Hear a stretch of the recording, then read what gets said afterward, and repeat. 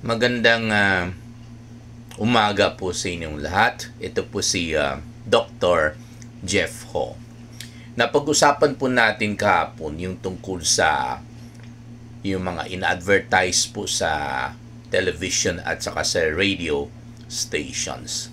Okay, although hindi ko naman generalize ang lahat.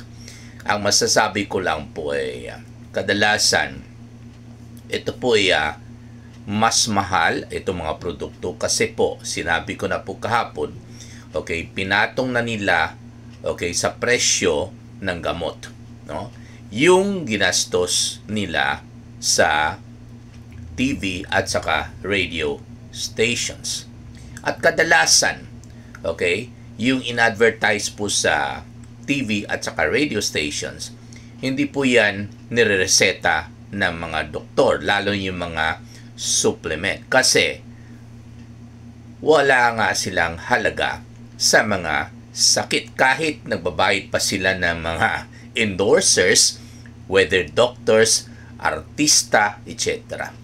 Kaya po in-advertise po nila sa TV at saka radio stations para alam naman po ninyo para kayo bili ng bili, wala naman effect kadalasan. Para sa akin sayang lang po yung pera ninyo. Okay? Sana yung pera ninyo pambili po ng yung may sustansya. Katulad ng egg white or itlog, isda, manok, no? Gulay at prutas. Kung pupunta lang sa supplement, napakamahal. Sayang ang pera po ninyo. Okay? So, kadalasan po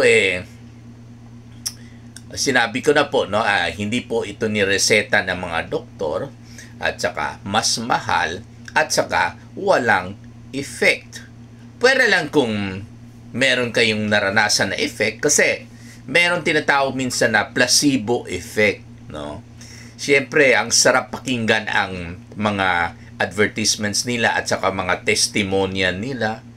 At tayo po kahit hindi pa tayo nakainom ng produkto nila, bilib na po tayo. Kumbaga, meron pong positive na psychological effect.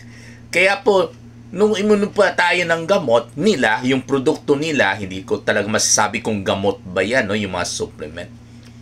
Kahit hindi pa nag-umpisa, kung meron mang effect, feeling natin, okay na ito kasi yun po ang tinatawag natin na placebo effect. Kasi gumagaling ako kasi, yun nga dahil narinig po ninyo yung mga masasarap na mga salita ng mga endorsers nila. Pero sa totoo lang po, wala talagang effect kasi yun ang tawag natin na placebo effect. Ayun, no? So,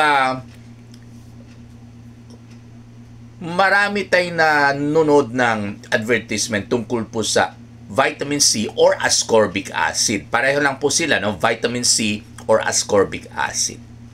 At saka, meron pa dagdag ngayon ng zinc, no?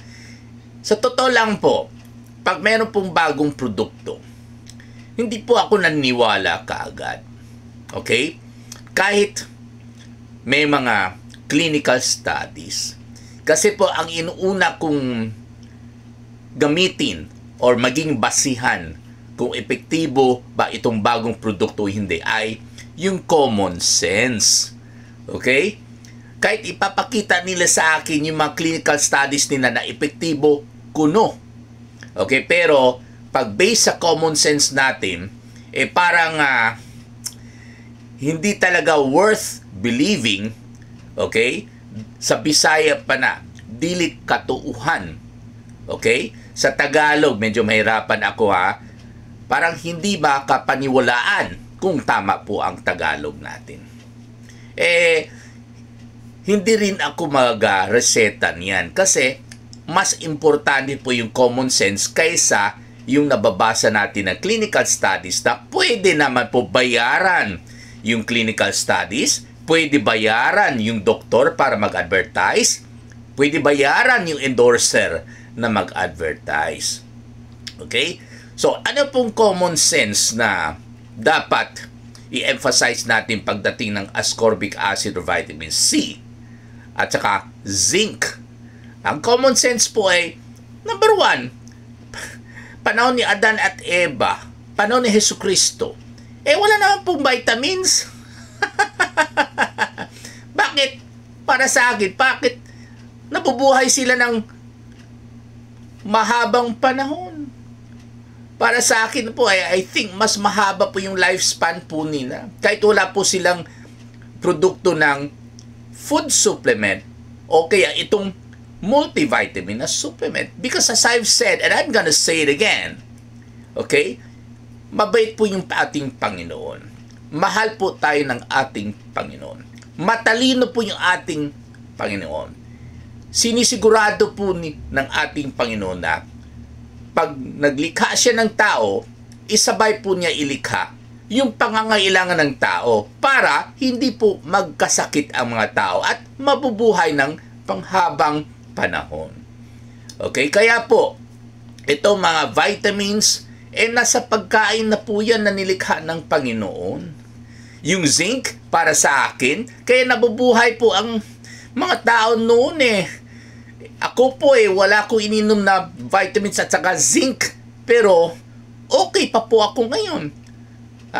Yung papa ko po noon, tumagal po ng 90 years old. Never po siya uminom ng vitamins at saka supplement. Kasi po, kinakain po niya yung nilikha ng Panginoon. Kompleto na po yan. Lahat ng vitamins at saka minerals, including C at saka zinc, at saka calcium, etc., nasa pagkain na po yan na nilikha ng ating Panginoon. At bukod dyan, lalo yung mga karne o mga meat products, no? Nandyan po yung mga macronutrients katulad ng protina, panglaban po sa infeksyon at saka pangdagdag po sa ating muscles upang maging malakas po tayo, pangdagdag po sa ating mga enzymes sa katawan at saka sa mga neurotransmitters sa brain para makapag-isip po tayo ng maayos. Okay, hindi naman po ako nagsabi na hindi epektibo ang vitamin C at saka zinc. Pero para sa akin, kahit marami kayong pera, buti pa, bumili na lang po kayo ng yung mga nilikha ng Panginoon. Walang iba, kundi ulitin ko po, itlog, manok, isda, baboy o baka, gulay at saka prutas. Maraming salamat po sa inyong lahat.